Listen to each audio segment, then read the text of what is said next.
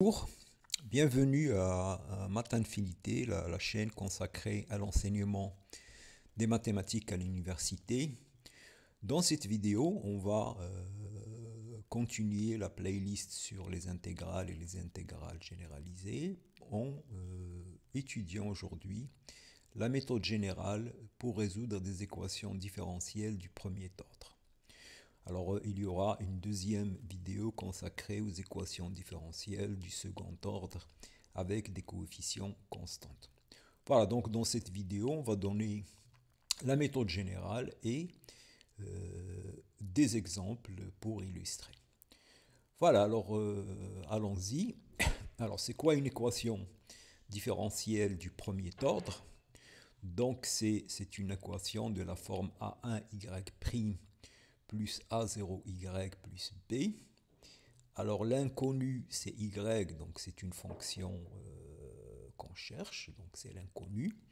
Et les coefficients A1, A0 et B sont des fonctions. Voilà, et donc l'objectif c'est de trouver les solutions, c'est-à-dire les fonctions qui vérifient cette équation différentielle. Alors les équations différentielles sont très présentes en physique par exemple et dans beaucoup de domaines. Et voilà, alors les équations du premier degré, donc qui sont de cette forme-là, et il se trouve qu'on peut les résoudre complètement. Voilà, alors à cette équation, donc on associe ce qu'on appelle l'équation sans second membre, donc c'est-à-dire qu'on prend, on laisse tomber le B, donc voilà, donc ça c'est cette équation.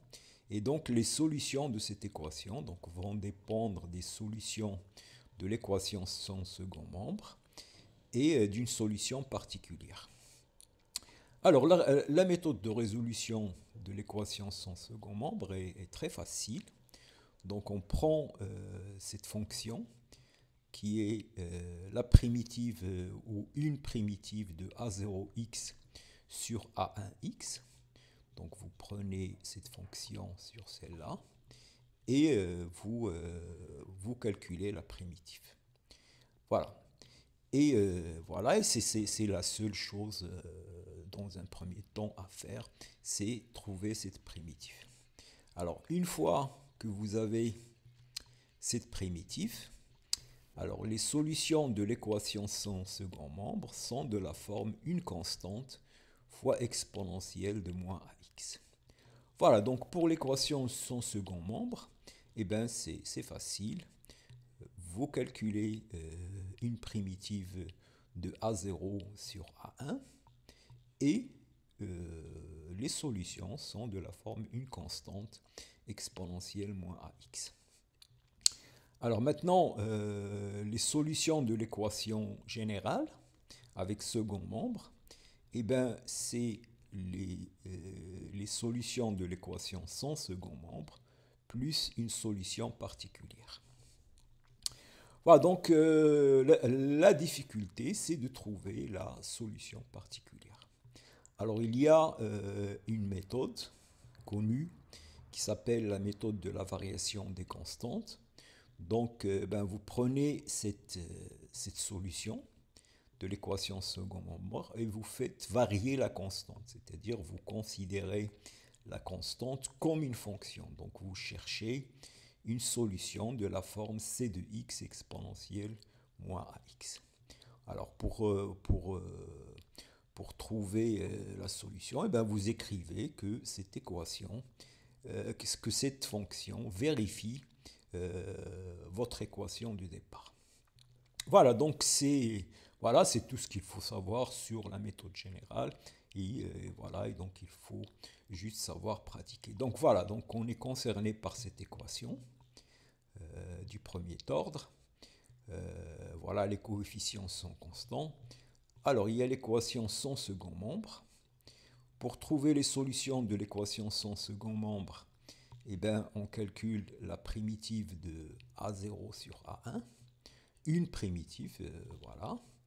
Et avec ça, on a toutes les solutions de l'équation sans second membre.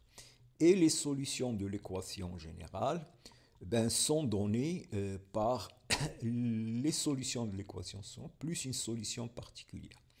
Alors, pour la solution particulière, eh ben, vous utilisez la méthode de variation du constante. Donc, vous cherchez votre solution de la forme c de x à moins x. Alors, vous prenez ça et vous l'injectez dans cette équation.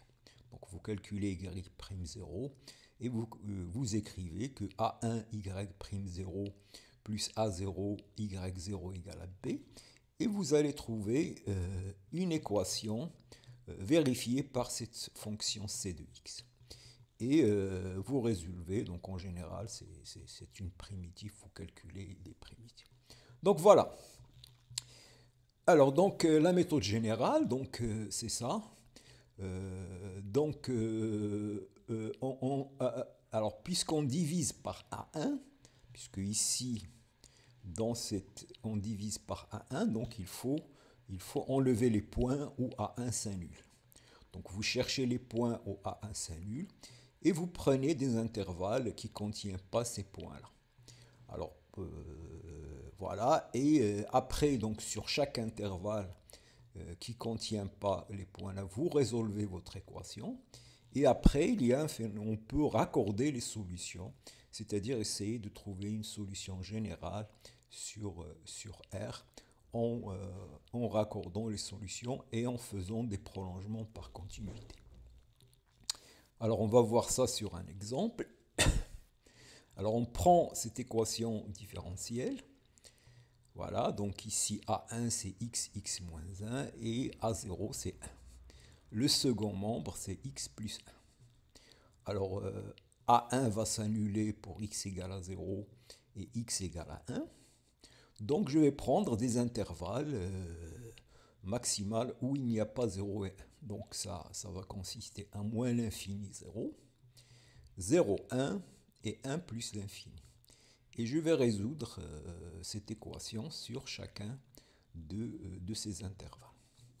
Alors, l'équation sans second membre, c'est une constante exponentielle moins la primitive de 1 sur x moins 1.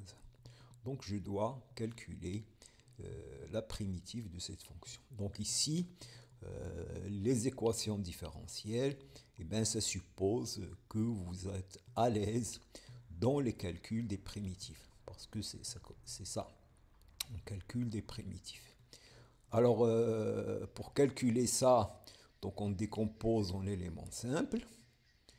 Et voilà, selon l'intervalle où je suis, donc je vais intégrer ça. Donc je vais intégrer moins ça.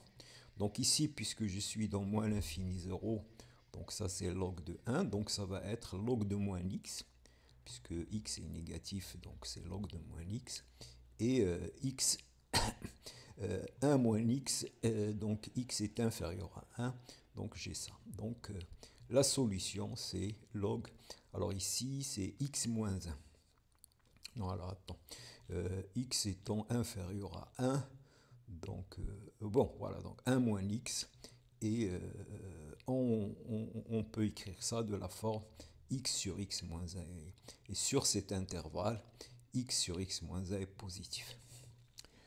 Voilà, donc on a trouvé les solutions de l'équation sans second membre. Alors, pour trouver... voilà, donc c'est ça les solutions. Je fais exponentielle de ça, de moins ça. Et donc, je vais trouver x moins 1 sur x. X sur x moins 1, donc cx égale à c. Donc, les solutions sont de la forme cx x moins 1. Alors, pour trouver la solution particulière, ben, j'utilise la méthode des variations des constantes. Donc, ici, je vais considérer c comme une fonction. Donc je cherche une solution de la forme c de xx sur x moins 1. Alors je dois mettre y0 dans cette équation. Donc je dois l'injecter dans cette équation comme solution. Ben, donc je calcule y'0. Donc ça c'est un produit de cx sur x moins 1. La dérivée de x sur x moins 1, c'est moins 1 sur x moins 1 au carré. Donc y' égale à ça. Et j'écris que y0 vérifie cette équation-là. Donc j'écris que ça vérifie cette équation-là. Et j'obtiens... alors il y a toujours une simplification. C'est ça l'intérêt de la méthode des variations de constantes. Donc ça simplifie et c'est ce qui se passe ici. Et donc je vais trouver que c' de x égale à 1 sur x plus 1 sur x carré. Et là, donc c de x, c'est log de moins x moins 1 sur x. Et donc y0, c'est ça. C'est c de x fois. Et donc les solutions maintenant sont de cette forme.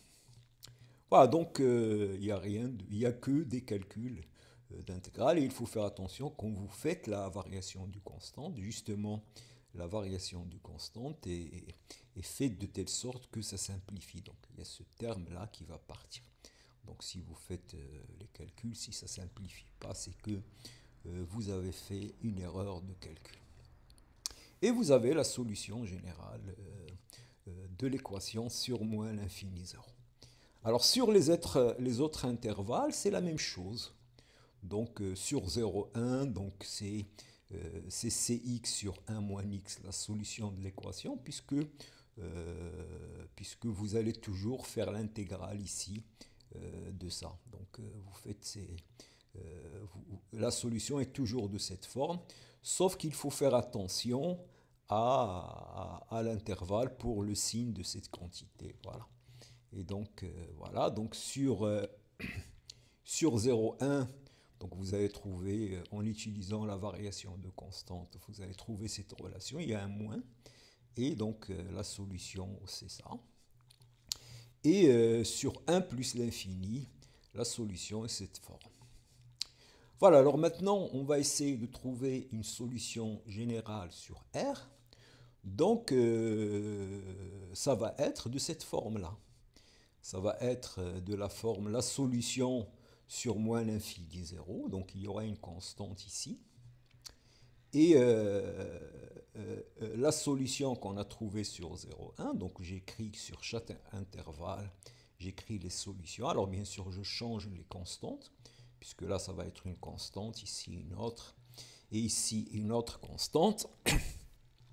Voilà, l'objectif, c'est de chercher C1, C2 et C3 pour que cette fonction soit continue d'abord et dérivable. Voilà, donc continue et dérivable. Donc la continuité, donc il y a le problème en 0 et en 1. Donc je dois calculer la limite à droite et la limite à gauche.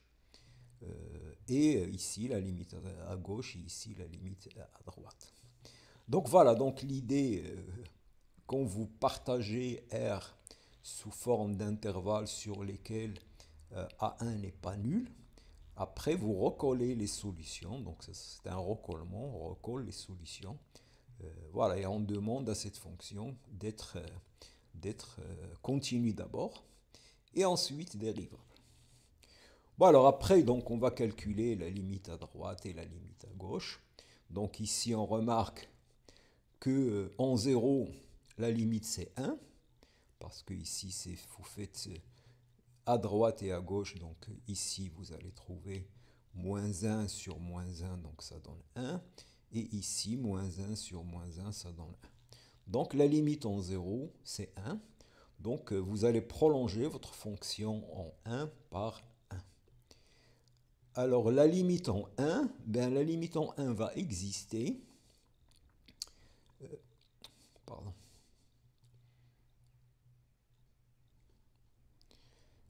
La limite en 1 va exister, puisque j'ai ici x moins 1. Donc si cette limite égale à 0, et si cette limite égale à 0. Voilà, donc au départ, sinon, si la limite est différente de 0, je vais trouver l'infini. Je vais trouver une constante sur 0, c'est l'infini. Donc la condition, c'est que la limite ici soit égale à 0. Donc quand j'écris que cette limite est égale à 0, eh ben, je vais trouver en 1, ici c'est 0, donc je vais trouver que C2 égale à 1 et C3 égale à 1. Donc ça, c'est une condition nécessaire, C2 égale à 1 et C3 égale à 1. C'est une condition nécessaire pour que la fonction soit continue. Et dans ce cas-là, la limite, c'est 2. Donc maintenant, le prolongement par continuité, c'est que en 0, je prends y de 0 égale à 1, et en 1, je prends y de 1 égale à 2, cette limite-là. Et après, donc, je fais la dérivée en 0 et en 1. Alors, quand on calcule la dérivée en 0, eh ben, on va trouver plus l'infini. En 1, je vais trouver cette quantité, j'utilise la règle de l'hôpital, je vais trouver que la limite est égale à ça, donc c'est la limite de la dérivée de ça sur la limite de la dérivée de ça, je vais trouver un demi. Donc, la fonction que j'ai définie, que j'ai prolongée par continuité, il est dérivable, il n'est pas dérivable en 0, et il est dérivable en 1. Et donc, je ne peux pas trouver une solution sur R tout entier. Par contre, je peux trouver une solution sur R étoile qui est donnée comme ça. Donc, sur moins l'infini, c'est ça. Alors ici, c'est une constante. Et sur 0, 1, 1, c'est ça. Et pour x égale à 1, ça donne 2. Voilà. Alors parfois, on ne vous demande pas tout ça. On vous demande seulement de résoudre l'équation sur un intervalle donné. Donc vous n'aurez pas à faire le raccordement. Donc ça, je vous le donne pour vous dire que en fait c'est ça. Alors, parce qu'au départ, on veut résoudre l'équation sur R tout entier. Et donc, on est amené à étudier les solutions sur des intervalles séparés. Et après, il faut recoller les solutions. Voilà. Donc, voilà. Alors maintenant, on va voir des exemples. Alors, on va voir que les équations différentielles, donc dans cet exercice, on a ici une équation différentielle qui n'est pas linéaire, puisque ce n'est pas une équation du premier ordre telle qu'on a vu. Ce n'est pas de la forme AY' plus BY égale à quelque chose. Ici, il y a Y carré. Donc ça, c'est une équation différentielle non linéaire. Donc ici, je ne connais pas la solution générale. Alors l'idée, c'est de faire un changement de variable de la fonction et se ramener à une équation du premier ordre linéaire, qui est celle-là. Donc pour résoudre cette équation, ben je fais ce changement de variable et je résous cette équation. Bon, si je connais les solutions de cette équation, si je connais z, eh ben je vais connaître les solutions de ça, je vais connaître y. Et c'est ça le but de l'exercice. Voilà, donc voilà l'exercice. Donc, première question, vous commencez par trouver A pour que ce y0 soit solution de cette équation. Donc ça, c'est facile. Ensuite, vous prenez y de la forme y0 moins 1 sur z avec ce y0. Et vous écrivez que ça, c'est une solution de cette équation. Donc quand vous écrivez que c'est une solution de cette équation, ça va vous donner que z est solution de cette équation. Alors après, vous résolvez cette équation. Donc ça, c'est une équation du premier degré linéaire qu'on sait résoudre. Donc on a la méthode pour résoudre cette équation. On va trouver z, les solutions de cette équation. Et ben, si on a z, on a y, les solutions de cette équation. Donc voilà, donc ça aussi c'est important. À l'aide de certaines équations différentielles qui ne sont pas forcément linéaires, ben, peuvent, avec un changement de variable, devenir linéaires et on peut les résoudre. Voilà, donc vous pouvez essayer, donc arrêter la vidéo et essayer de faire cet exercice. avant qu'on donne la solution. Voilà, alors allons-y. Donc, je m'intéresse à cette équation. Et donc, je prends y0 de la forme ax et je cherche à quelle condition est une solution. Donc, ça va être y' donc égal à a, moins y sur x, donc y0 c'est ax, donc moins a, et moins y au carré, c'est moins a carré de x. Ça doit être égal à ça. Donc, ça nous donne a carré égale à 9, et donc a égale à 3. Voilà, donc on a trouvé la solution y0. Alors maintenant, je vais injecter ça dans cette équation. Donc je vais avoir donc y', donc c'est y'0 moins la dérivée de 1 sur z, donc moins z' sur z carré, moins ça sur x, c'est-à-dire moins y0 sur x plus 1 sur xz, et moins y0 au carré. Donc je fais ça au carré, donc c'est y0 au carré, ça au carré avec moins, et le double produit avec plus, égal à ça. Alors maintenant, je sais que y0 est une solution de cette équation. Donc j'ai ça, moins ça égale à moins 9x carré. Donc je vais trouver ça avec y0 égale à 3x. Je multiplie par z au carré. Donc je vais trouver z' plus z sur x moins 1 plus ici, donc ici c'est 6x sur z, donc c'est 6xz. Et donc je trouve cette équation-là. Donc ça, voilà. Donc il faut juste remplacer. Alors, voilà, donc on a montré que finalement, que ça est une solution de cette équation. Si seulement si z est une solution de cette équation. Alors maintenant, on va résoudre cette équation. Alors, voilà, donc on résolvons cette équation. Donc, c'est une équation du premier degré. Donc, il faut trouver la primitive 6x plus 1 sur x sur 1. Voilà, donc ça, bon, ça c'est facile. Voilà, et la solution générale, c'est c exponentielle de moins ax plus z0. Donc, voilà, donc ax c'est ça. Je le mets ici. Et z0, on va la calculer en faisant la variation de la constante. Voilà, donc on calcule. Donc z0 égale à ça. Donc en faisant la variation de la constante, donc ça va être de cette forme-là. Je calcule z' et je fais plus sa z. Donc c'est ça. Alors comme je l'ai dit, il y aura la simplification. Donc vous voyez que ça plus ça va simplifier. Et donc on trouve C', ça égale à 1.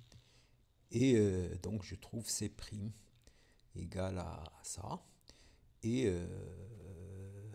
une primitive de ça, c'est 1 sur 6 exponentielle 3x carré. Et donc finalement, donc, les solutions de cette équation-là sont de cette forme. Et donc les solutions de l'équation, donc ce sont y0 moins 1 sur z, moins les solutions que je trouve ici. Et donc finalement, voilà, voilà la solution générale. Alors un autre exercice, donc on va résoudre ces deux équations linéaires. Donc voilà, donc vous avez y' cos x moins y sin x égale à 1, y'. Voilà, donc là, bon, là, on a la méthode générale. Donc maintenant, vous savez la méthode générale. Donc, essayez de faire l'exercice. Donc, en trouvant la solution de l'équation sans second membre et en faisant la variation de la constante pour trouver la solution particulière. Voilà, alors donc vous arrêtez la vidéo, vous faites l'exercice. Maintenant, bon, vous avez pour voir, pour illustrer le fait que vous avez compris la méthode générale. Bon, alors maintenant, donc les solutions donc, sont de la forme pour la première équation, pour celle-là. Donc ici, on a moins sinus x sur cosinus x. C'est ça le a de x. Donc y égale c de ma, ou a de x égale à moins sinus x sur cos x. Donc une primitive, c'est log de cos x. Sur l'intervalle moins pi sur 2, le cosinus est positif, donc c'est log de cos x. Et on cherche une solution particulière par la méthode de variation de constante. Donc ça, c'est c de x exponentielle moins ax. Alors exponentielle moins ax, c'est exponentielle moins log de cos x, donc je cherche une solution particulière de cette forme. Alors, j'écris, donc ça c'est la dérivée de la solution particulière fois cosinus x, moins la solution particulière fois sinus x, donc l'équation c'est celle-là, donc j'injecte là-dedans, et comme je l'ai dit, il y aura la simplification, donc c'est là, moins ça va simplifier, et donc on va trouver c' de x égale à 1, voilà, et donc on prend c de x égale à x, et donc y0 est de la forme x sur cos x. Et donc les solutions, c'est la solution sans second membre, ce qui est c sur cos x, et la solution particulière qui est x sur cos x. Alors pour la deuxième équation, on a ici donc A1 c'est 1 et A0 c'est tangente x. Donc la solution générale c'est cette forme avec AX égale à ça. Et donc là aussi c'est log de cos x, comme tout à l'heure. Puisque la dérivée du log c'est moins sinus. Et on utilise la méthode de variation de constante. Et comme tout à l'heure, et on remplace. Comme je l'ai dit, il y aura la simplification. Ça, avec ça, ça va simplifier. Donc on trouve y0. Et on a la solution de cette équation différentielle. Voilà, donc en résumé, donc il y a aucun problème. Donc ça se ramène à faire des primitives, puisque pour trouver la solution de l'équation son second membre, vous devez trouver la solution de A0 de x sur A1 de x. Et pour trouver la solution particulière, vous faites les variations de la constante. Voilà, si vous faites un ou deux exercices, vous allez être à l'aise avec les équations différentielles du premier ordre. Alors la prochaine vidéo sera consacrée aux équations différentielles du second ordre avec des coefficients constants. Voilà, donc si vous avez apprécié cette vidéo, donc n'oubliez pas de vous abonner et de liker, etc. Donc vous savez ce qu'il faut faire. Et donc je vous remercie et à la prochaine vidéo.